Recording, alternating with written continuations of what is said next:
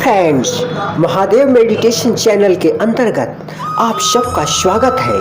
सूक्ष्म लोक की विशेषताएं भाग 5 में सूक्ष्म लोक के कुछ अनसुलझे, कुछ अनसुने एवं समय और सीमा के परे अजीबोगरीब अनूठे किस्म के रहस्यमयी तथ्यों से पर्दाफाश करेंगे।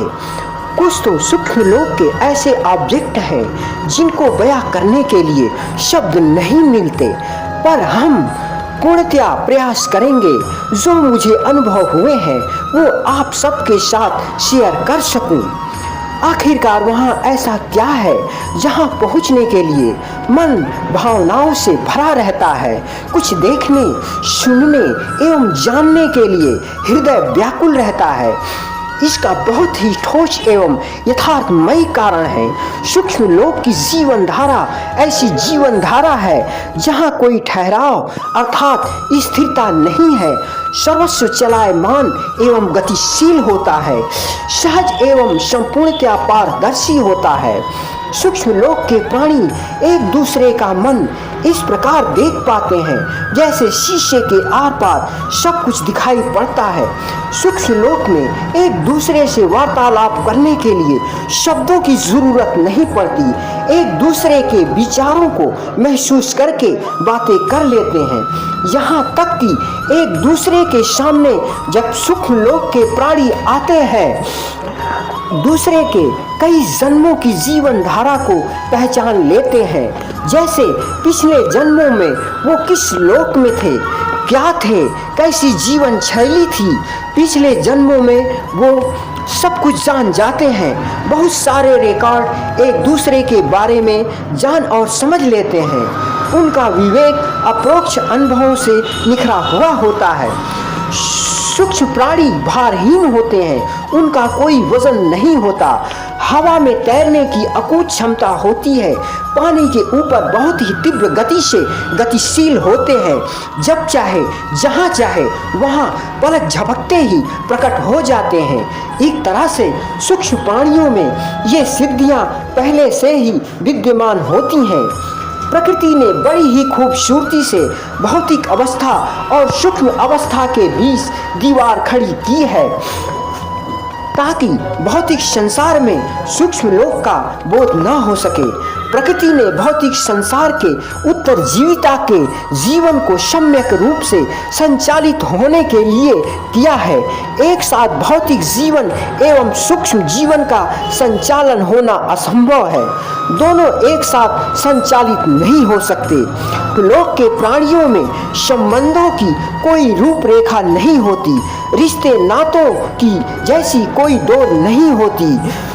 बंधनों जैसी कोई सीमा नहीं होती। वहाँ के सूक्ष्म जीव संपूर्णतया स्वतंत्र एवं आजाद होते हैं। वहाँ के सामाजिक व्यवस्था का कोई अस्तित्व नहीं होता, जबकि रिश्तों नातों एवं संबंधों के माया जाल में जकड़ा हुआ है। सामाजिक रीति रिवाजों एवं बंदिशों की घोर माया जाल बिछी हुई है। अगर भौतिक जीवन जीना है तो सामाजिक सीमा रेखा के भीतर ही जीना है। इस भौतिक जगत में स्वतंत्रता नाम की कोई चीज नहीं है। यहाँ परतंत्रता ही परतंत्रता है। अगर सूक्ष्म लोक में जाने के उपरांत वहाँ का प्राकृतिक शरीर धारण कर लेते हैं, वहाँ के जितने भी प्राकृतिक नियम एवं बंदिशें हैं सब कुछ स्वीकारना होगा। इस तरह आप वहाँ के निवासी हो जाएंगे और मृत्यु लोक से संबंध बिखर जाएगा अर्थात खत्म हो जाएगा। सूक्ष्म शरीर धारण करने के पर ही सूक्ष्म प्राणियों की आवाजें सुनी जा सकती हैं। उनको देखना भी तभी संभव होगा जब आपकी सूक्ष्म इंद्रियां जागृत हों। भौतिक शरीर के इंद्रियों की क्षमता बहुत ही निम्न प्रकृति की होती है। सूक्ष्म इंद्रियों को जागृत करना भी एक तरह से सिद्धि है। सिद्धि का अर्थ ही है बंधनों एवं जंजीरों का टूटना एवं बिखर जाना। सूक्ष्म इंद्रियों के जागने से इस ब्रह्मांड के अनेक पहलुओं को देख पाएंगे, सुन पाएंगे एवं विस्तृत रूप से समझ पाएंगे।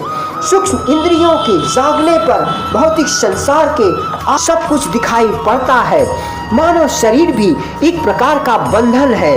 कुछ भी पाना हो बिना इसके सहयोग के आप नहीं पा सकते, जबकि संपूर्ण कृत्य आपके भीतर बैठा सूक्ष्म शरीर ही करता है।